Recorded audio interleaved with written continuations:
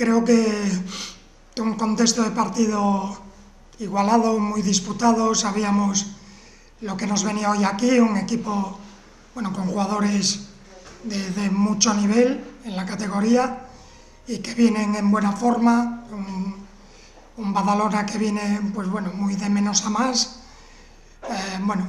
Creo que hablando de nosotros, creo que estuvimos mejor el segundo tiempo que el primero, aun con todo, la verdad el gol que nos marcan, no veo el inicio de la acción, tengo que volver a verlo, pero es creo que impropia de nosotros. Llevamos 2 partidos encajando goles que no eran habitual, ¿vale? En nosotros, pero sucede, ¿no?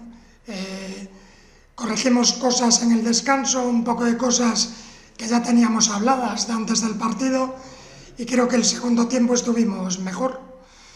En ese primer tiempo que no estuvimos tan bien, pues hay una acción que parece que puede haber penalti a Gorriz.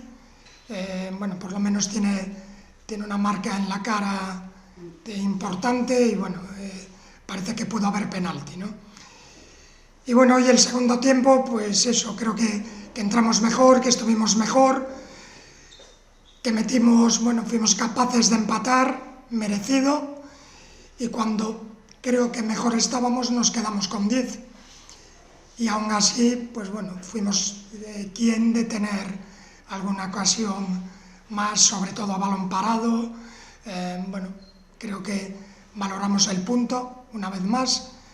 El partido fue muy igualado, lo que decía del rival, que sabemos lo que teníamos enfrente y en la forma que está el Badalona, pero que creo que si alguien mereció ganar, que fuimos nosotros.